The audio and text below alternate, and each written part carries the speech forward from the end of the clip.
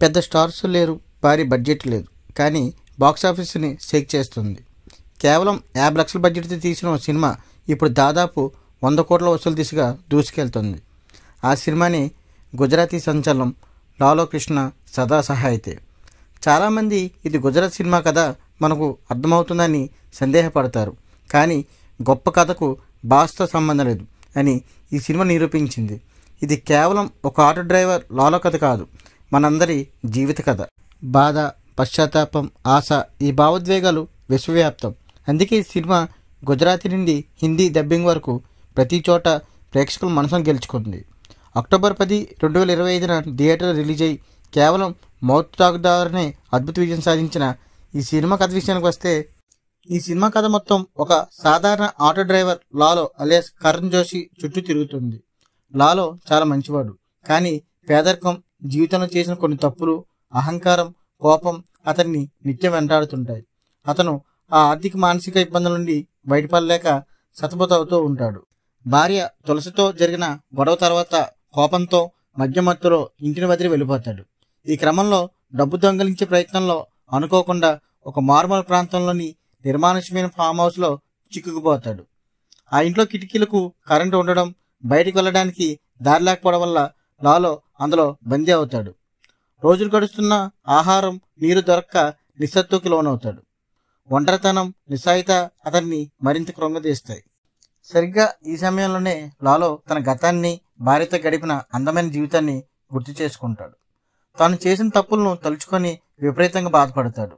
పూర్తిగా నిస్సాయ స్థితిలో ఉన్నప్పుడు అతనికి మానవ రూపంలో ఉన్న శ్రీకృష్ణుడు దర్శనమిస్తాడు. కృష్ణుడు లాలోకి ఒక మిత్రుడిలా, మార్గదర్శిలా మారి తన లీలలతో లాలో మనసులోని బాధల్ని, అహంకారాన్ని, భయాలను ఎలా తొలగిస్తాడు. ఆ ఫామ్ హౌస్ బంధనం నుండి లాలో ఎలా బయటపడ్డాడు, బయటపడిన తర్వాత అతని జీవితం ఎలా మారిపోయింది అనేదే ఈ సినిమా కథాంశం. సినిమాలోని అద్భుత అంశాలు. కథ యొక్క బలం. ఈ సినిమాకున్న అతిపెద్ద బలం కథ. ఇది కేవలం భక్తి సినిమా కాదు, మనిషిలోని బలహీనతలు, పశ్చాత్తాపం, ఆత్మవిశ్వాసం గురించి చెప్పే భావోద్వేగ ప్రయాణం. దేవుడు మనలోనే ఉంటాడని, సరైన దాన్ని చూపిస్తాడని చాలా సున్నితంగా చూపించారు. Simply screen play. దర్శకుడు అంకిత్ సఖ్య కథను చాలా సరళమైన, అందమైన స్క్రీన్ ప్లేతో చెప్పాడు. నెమ్మదిగా సాగే కథనం ప్రేక్షకులకు పాత్రలో మనోభావాలను అర్థం చేసుకోవడానికి అవకాశం ఇచ్చింది. నటీనటుల పనితీరు. లాలో పాత్రలో కరణ్ జోషి నటన చాలా సహజంగా ఉంది. బాధ, కోపం, నిస్సత్వ అన్నింటినీ అద్భుతంగా పండించాడు. ఇక కృష్ణుడి పాత్రలో సుహృత్ గోస్వామి చాలా ప్రశాంతంగా, మనసుకు హత్తుకొనేలా నటించారు. Mouth talk. ఈ సినిమా విజయానికి అసలు కారణం ప్రేక్షకుల మౌత్ టాక్.